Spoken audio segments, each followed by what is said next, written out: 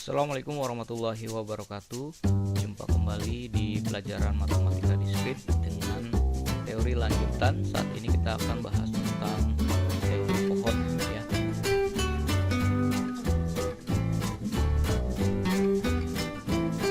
Dari definisinya, pohon adalah graf terhubung yang tidak mengandung sirkuit.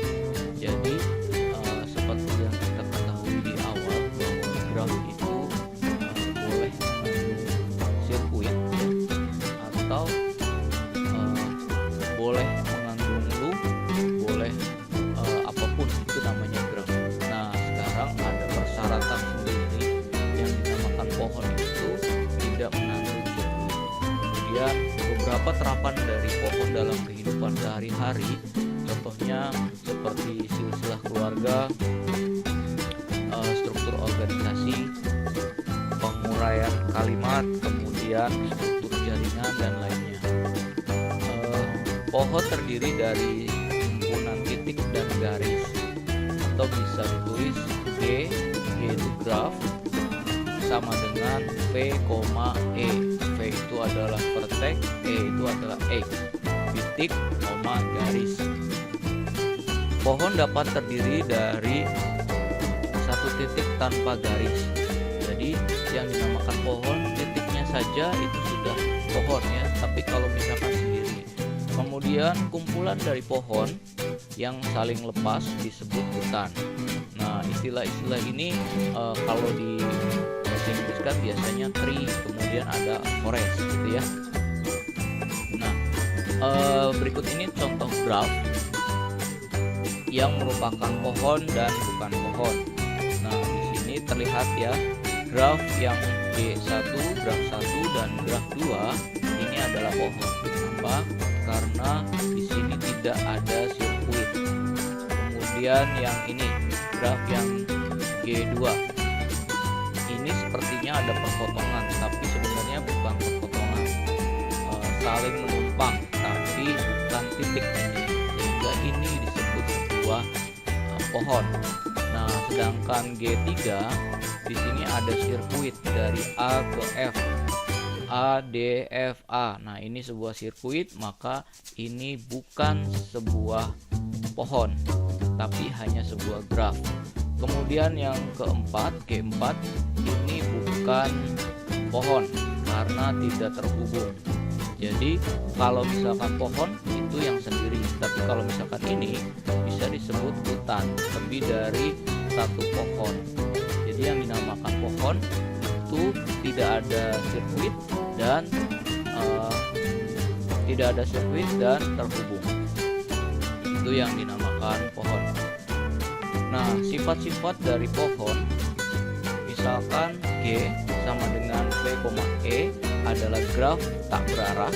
Sederhana, graf tak berarah itu tidak mempunyai arah di ujungnya ya, sehingga itu dimaknai bisa dari A ke B, B ke A. Sedangkan graf berarah, kalau misalkan panahnya ke B, maka kita sebut A, B.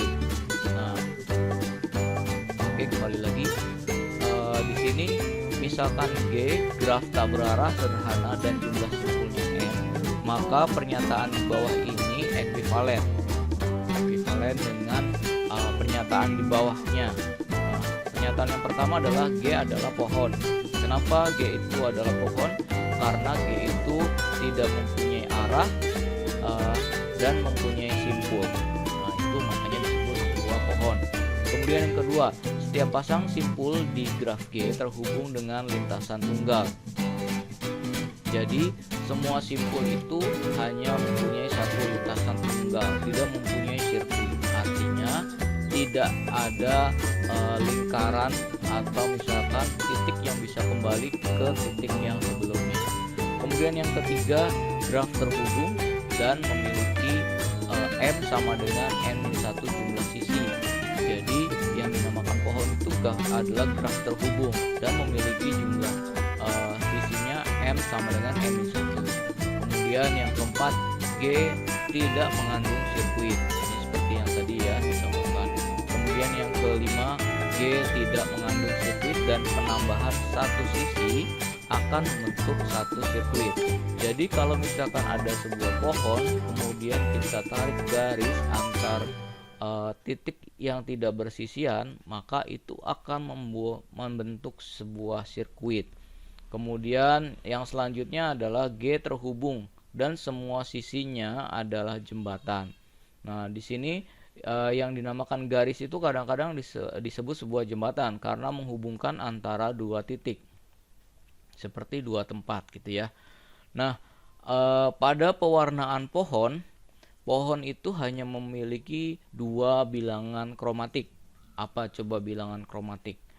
Bilangan kromatik adalah pewarnaan dalam sebuah graf sehingga pada saat sebuah urutannya itu tidak pernah ketemu sama.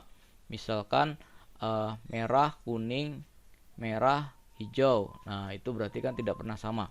Nah, ini bilangan kromatiknya 2 karena warnanya cuma 2, biru dan kuning. Nah, ini ditunjukkan bahwa ini adalah sebuah pohon ya. Kemudian ada istilah di dalam sebuah pohon itu namanya pohon merentang. Pohon merentang. Jadi sebuah pohon itu karena tidak mempunyai sirkuit maka disebut pohon merentang. Nah, jika G adalah graf berbobot, maka semua bobot pohon merentang T dari G didefinisikan sebagai jumlah bobot suatu sisi di T. Nah, kemudian pohon merentang yang berbeda mempunyai bobot yang berbeda pula. Jadi pohon merentang yang berbeda ininya itu mempunyai bobot yang berbeda. Tapi dalam perhitungan pohon merentang itu bukan hal yang unik. Jadi jumlahnya tidak mesti gambarnya sama. Kenapa? Karena bisa jadi bobotnya itu sama semua sehingga pemilihan dari garisnya bisa berbeda antara satu dan yang lain. Kemudian pohon merentang minimum adalah pohon rentang yang memiliki bobot yang minimum. Nah, secara umum ini yang akan diimplementasikan di dunia nyata ya. Di sini contoh implementasinya adalah pembangunan jalan. Nah, pembangunan jalan itu kita harus menggunakan prinsip pohon merentang ini. Misalkan jarak antara Cirebon, Bandung. Nah, kalau menggunakan pohon rentang minimum, maka jalur yang harus dipersiapkan adalah dari Cirebon, kemudian Cirebon, Majalengka, kemudian Sumedang, kemudian Bandung. Nah, tapi kalau tidak menggunakan pohon rentang minimum, maka arahnya seperti arah jalan tol yang saat ini lewat Cipali. Jadi dari Cirebon ke Cikampek, Purwakarta, kemudian Bandung Barat, kemudian baru ke Bandung. Jadi berputar. Nah, secara biaya jalan yang berputar akan menghabiskan banyak lahan untuk pembangunan yang pertama. Yang kedua, pada saat sudah jadi maka akan boros bahan bakar. Nah, kemudian ini juga implementasinya pada jalur kereta. Kemudian implementasinya pada topologi star. Ya, dalam jaringan komputer itu ada yang namanya topologi star, di mana setiap komputer itu terhubung langsung ke servernya. Nah, kalau yang di sebuah ruangan itu biasanya pohon rentang minimum digunakan untuk menentukan posisi dari hub ya. Hub itu sambungan antara klien ke jaringan, itu masuk dulu ke hub. Nah, dari hubnya itu posisinya supaya tidak lost cable, maka diposisikan di mana semuanya bisa dekat dengan hub tersebut. Karena pada saat jaringan komputer itu seperti halnya dengan WiFi, jaringan komputer itu kalau misalkan koneksi kabel lebih dari 100 meter itu biasanya ada lost cable, jadi nggak terdeteksi, kadang-kadang putus-putus. Sama halnya dengan WiFi, kalau misalkan terlalu jauh itu juga sama, sinyalnya kecil. Nah, berikut ini translasi dari sebuah graf menjadi pohon merentang. Nah, yang ini, yang sebelah kiri ini adalah sebuah graf. Nah, kemudian diubah menjadi sebuah pohon merentang seperti ini, gitu ya. Nah, jadi dari semua titik ini kita terhubung dengan pohon merentang ini. Nah, pohon merentang ini antara sisi yang bersisian B ke E, maka yang E ini disebut jembatan, yang tadi dibilang itu ya, ada X atau jembatan. Jadi hanya satu antara dua titik itu. Untuk mendapatkan pohon rentang minimum dapat menggunakan dua buah algoritma. Yang pertama adalah algoritma Prim dan yang kedua adalah algoritma Kruskal. Nah, sekarang algoritma Prim. Algoritma Prim itu ada 3 langkah ya. Yang pertama adalah ambil sisi dari graf G yang berbobot minimum, masukkan ke dalam T. Maksudnya gini, dari gambar graf itu kita ambil sisi yang bobotnya paling minimum, kemudian masukkan ke dalam calon gambar dari si tree atau pohon, maka dilambangkan dengan T ya, tree itu ya. Pilih sisi E yang mempunyai bobot minimum dan bersisian dengan simpul di T. Nah, maksudnya dari sisi yang sudah diambil, dari garis yang diambil kan ujungnya ada titik. Nah, dari titik itu tentukan yang bersisian di simpul T ya, yang bersisian di simpul T tetapi dia paling minimum. Kemudian ada juga syaratnya, walaupun minimum tidak bisa diterima kalau dia membentuk sebuah sirkuit.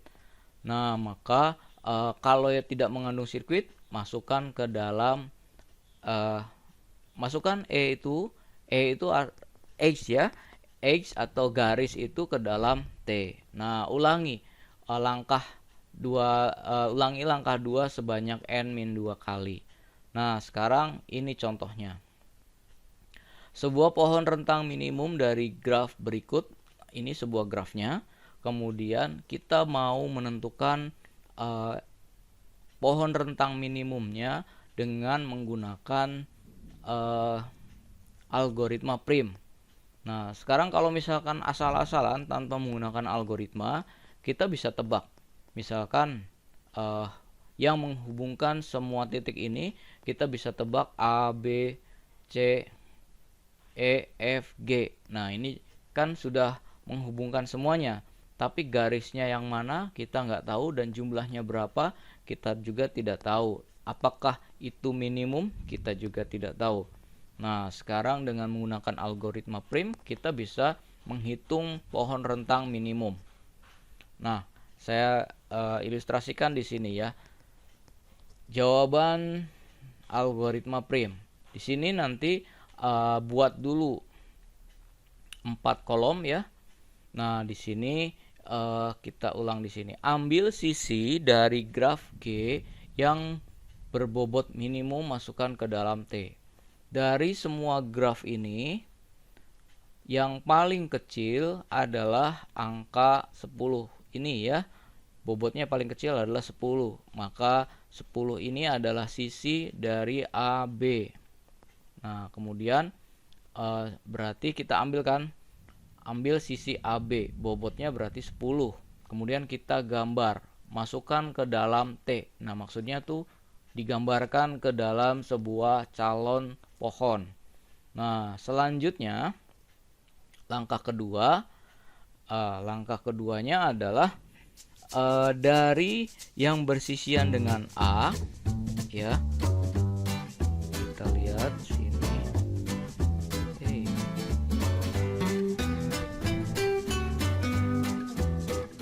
kita lihat dari yang bersisian dengan A dan B, itu yang bersisian adalah titik AD, AE, BE, BC. Nah, berarti titik DE sama C ini bersisian dengan garis ini ya. E sama C itu bersisian dengan B, sedangkan D dengan E itu bersisian dengan A. Nah, dari semua garis tadi diambil yang paling kecil. Di sini berarti hasilnya 30, 45, 40. Oh, ini adalah 25 nih, tadi ketinggalan 25 sama 50. Berarti yang paling kecilnya adalah 25. Maka 25 itu adalah B ke F. Sisi B ke F. Bobotnya berapa? 25. Kita tulis di sini 25. Kemudian masukkan ke dalam T. Kita gambarkan yang tadi, masukkan ke dalam T. T-nya mana ini? Kita turunkan ke sini. Kemudian ini ke F. Ke F. Berarti kita buat ke F. Oke.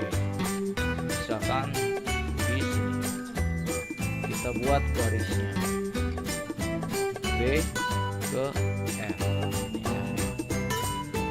Oke. Nah, selanjutnya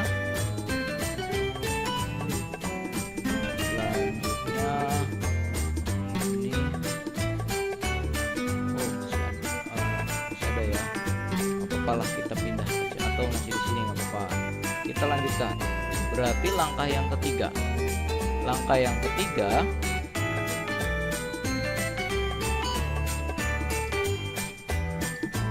ini ya. Langkah ketiga dari gambar yang ini, yang bersisian dengan A, B, F. Jadi A itu kan AD, kemudian BC, BE ya, AE, kemudian FE. Nah, dari semua itu kita ambil yang terkecil. Kira-kira yang kecil apa? Dari sini terlihat yang ujungnya F ini ke D ya. Ke D ini 20 kan? Berarti kita masukkan F, D. F, D 20. Gambarnya kita lanjutkan dari graf T ini.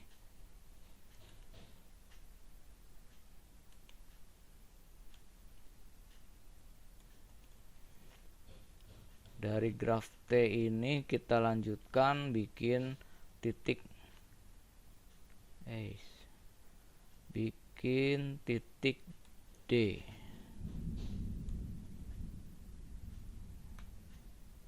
Oke. Jaraknya 20. Oke.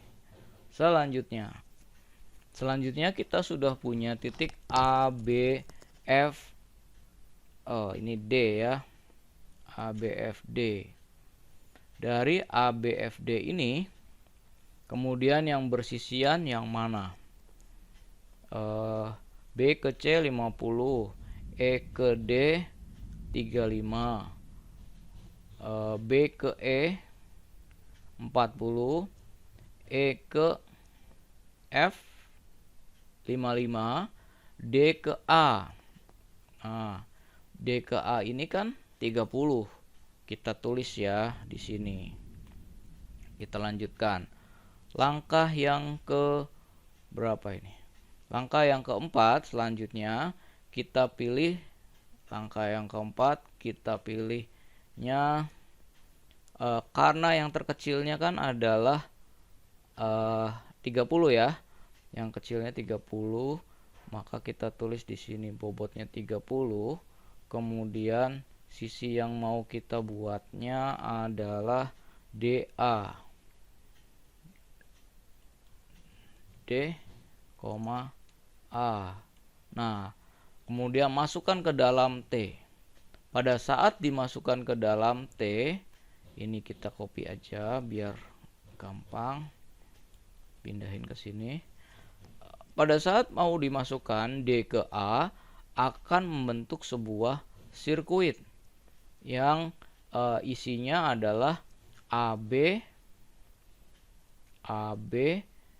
F, ya, D, A. Nah, makanya sub pohonnya ditolak.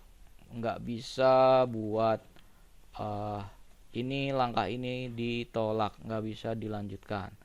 Nah, berarti karena ditolak ini tidak dihitung, tidak jadi. Sekarang langkah yang kelima. Langkah yang kelima, yang belum masuk adalah C, ya. Yang belum masuk adalah C. Nah, yang selanjutnya ada ini C itu adalah 15 ya. Berarti nggak ada yang ditolak. Ini langsung diterima, masuk ke F ke C. Berarti ini nggak ada ya. Tadi saya nggak kelihatan yang bawah ini, ternyata 15. Kita lihat gambar yang besar. Ini 15. Jadi tadi dari sisian tadi nggak perlu milih D ke A, tapi langsung pilih ke F ke C. Oke, kita koreksi ya. Langkah keempat itu langsung dari F ke C. Itu adalah 15. Gambarnya kita ini enggak merah ya. Oke. Gambarnya jadi kita tulis lagi gambarnya.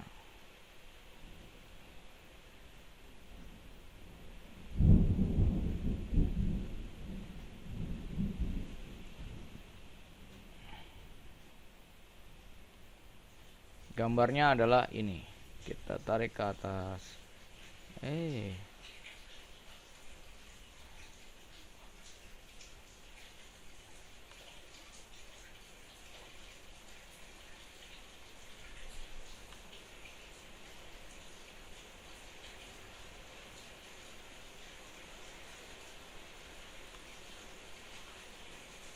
Nah, gambarnya kita buat sini. Ini adalah C. Kita tarik dari sini ke sini. Nah, AB, E-nya mana nih? E-nya ternyata belum. Kita lanjutkan lagi berarti ya. AB, F, D, C. Ini langkah yang keempat. Sekarang langkah yang kelima. Langkah yang kelima belum ada yang ke C. Nah, sekarang hujan besar ya. Jadi kalau nggak terdengar harap dimaklum. Yang selanjutnya adalah dari C ke E. Di sini kelihatan ya, ada 35. Maka di sini kita tarik dari C ke E. Di sini kita pilih dari C ke E. Itu 35. Oke. Kemudian kita gambar.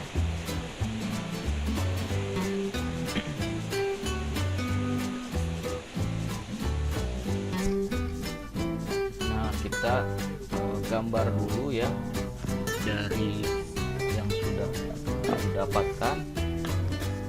Berarti yang akan kita tulis adalah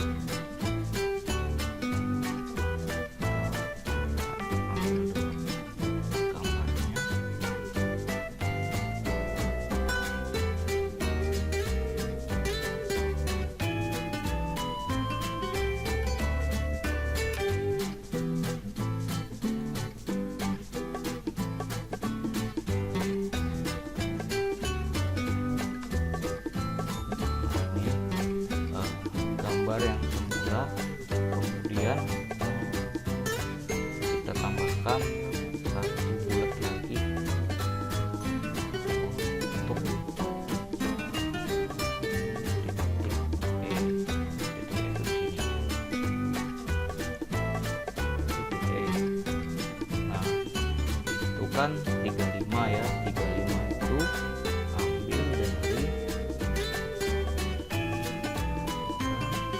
ambil dari C ya, ambil dari C, kita beri garis.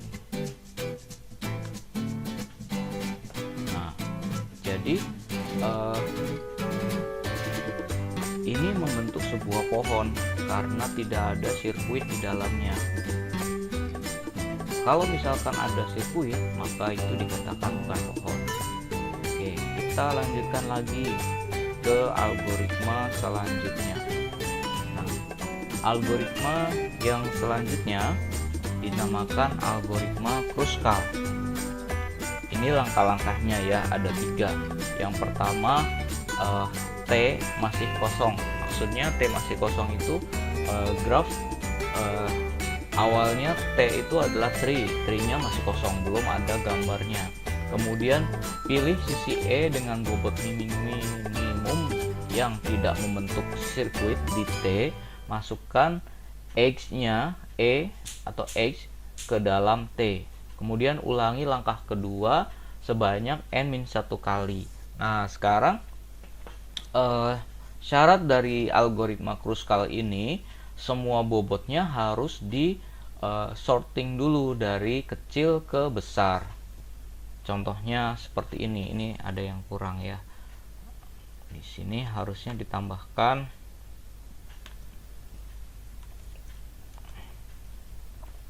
bobot harus diurutkan dari kecil ke besar. Oke. Nah, selanjutnya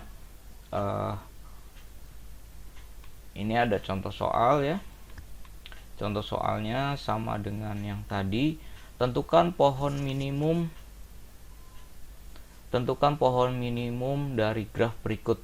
Ini gambarnya sama dengan yang tadi, hanya metodenya kita menggunakan metode Kruskal, algoritma Kruskal.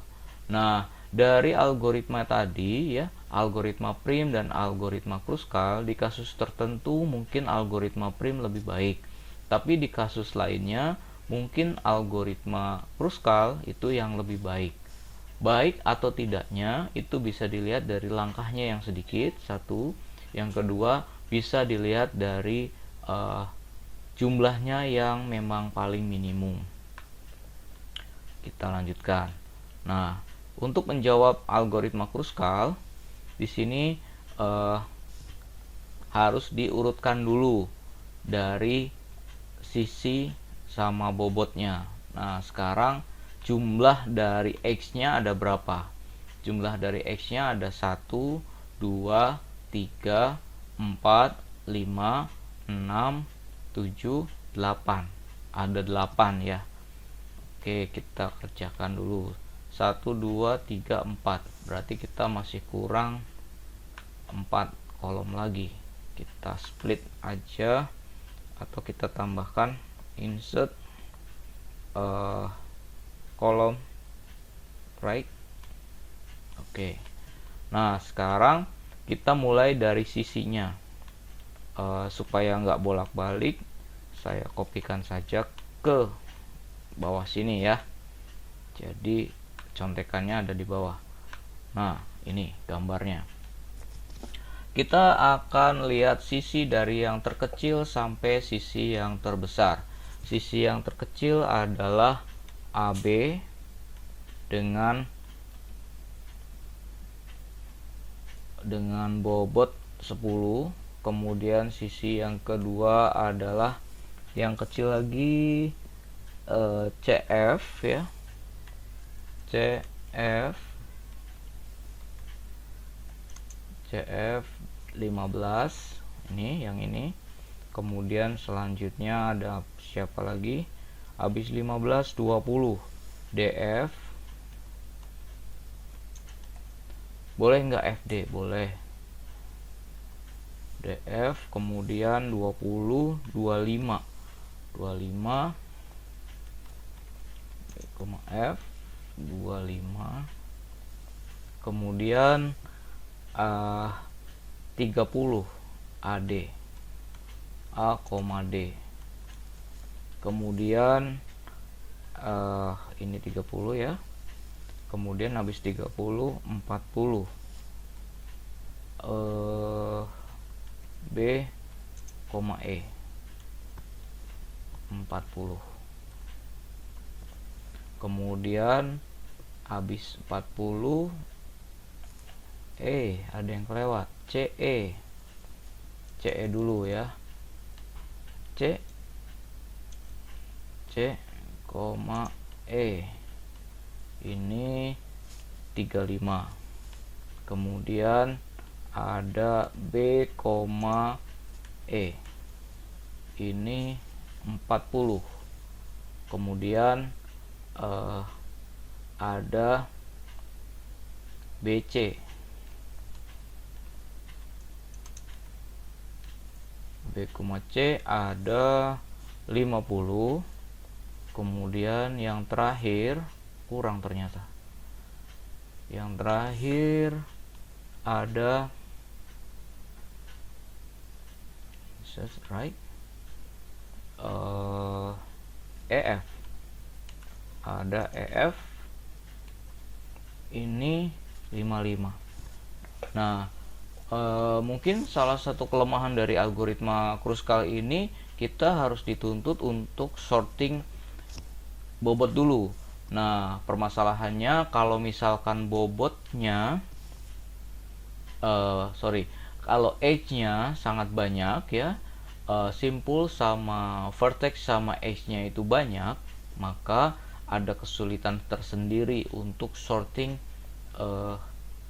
data dari bobot ini.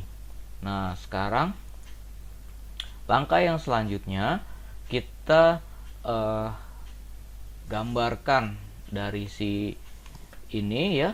Kita gambarkan, enaknya kita pindah saja ke Pine. Kita pindah ke Pine. Oke. Ini kita print screen saja, tapi kita besarkan dulu. Oh, nggak kelihatan. Kita print screen, kita pindah ke sini. Nah, biar kalian paham cara kerja mengajar secara online. Nah, di sini kayaknya sebentar. Ini kita print screennya seperti ini biar bersih. Oke, seperti ini ya. Kita naikkan ke atas, masih kelihatan. Nah, sekarang kita lanjutkan. Kita tentukan dari bobot ini yang terkecil. Jadi yang terkecil kita bikin garis. Misalkan kita bikin garis warna merah AB, maka kita garis ABE, garis AB, garisnya oke. Yang ini AB, kita bikin garis merah AB. Oke, selanjutnya kita buat CF. CF itu yang mana? Yang kecil. Oh, ini ya. CF. CF itu garisnya dari sini ke sini. Set, ini pakai kurva ya. Kurva bisa ditarik seperti ini. Oke, sama. Kemudian selanjutnya adalah DF. DF garis ya, kita tarik garis D ke F. Oke. Kemudian udah DF, BF. BF kita kasih garis kurva. Berarti dari sini ke sini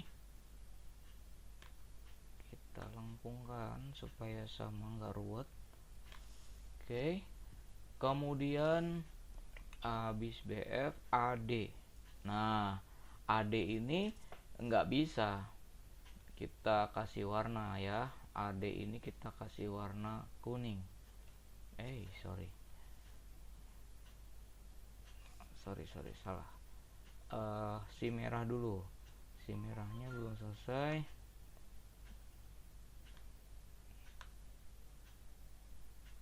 Kemudian kita bikin garis AD kita kasih warna kuning. Nah, AD nggak bisa diambil ya, jadi AD ini nggak bisa. Kenapa? Karena AD ini akan membentuk sirkuit. Jadi kita lanjut ke CE. Nah, CE masih membentuk sirkuit? Tidak, berarti kita tarik sini CE. Oke. Apakah sudah terhubung semuanya? Sudah. Nah, berarti yang tidak digunakan, ini kan sampai CE, yang tidak digunakan adalah ini. Oke. Jadi jawabannya untuk soal menggunakan kruskal, jawabannya adalah ini. Jawabannya kita replace saja. Nah, ini jawabannya. Ini jawabannya pada saat kita menggunakan kruskal. Nah, kita lanjut ya. Nah, jadi jawabannya adalah ini. Ada yang kurang? Salah warna ya. Sorry, salah warna. Yang ini warnanya adalah merah, bukan kuning. Yang ini. Oke. Jadi ini adalah jawabannya. Yang kuning artinya tidak digunakan, sedangkan yang merah itu yang digunakan. Ini adalah jawabannya. Nah, seperti ini. Kita kembali. Nah, jawaban dengan algoritma kruskal itu sama dengan jawaban dengan algoritma prim untuk kasus ini. Nah, sekarang kita lihat yang selanjutnya. Nah, selanjutnya ada latihan ya. Nanti tolong dikerjakan di rumah. Tidak perlu dikumpulkan, hanya dikerjakan saja. Tentukan pohon rentang minimum graf berikut dengan algoritma prim dan algoritma kruskal, dan tentukan algoritma terbaik pada kasus tersebut. Nah, maksudnya algoritma prim dan algoritma kruskal ini dibandingkan dengan yang terminimum yang mana. Kalau misalkan sama, berarti dua-duanya adalah yang terbaik. Tapi kalau misalkan ada yang lebih kecil jumlahnya, itulah yang terbaik. Oke. Kita sudahi pelajaran hari ini. Nanti kita lanjutkan di sesi berikutnya, masih di teori tentang pohon ya. Ada tentang algoritma Huffman dan lainnya. Saya akhiri. Assalamualaikum warahmatullahi wabarakatuh.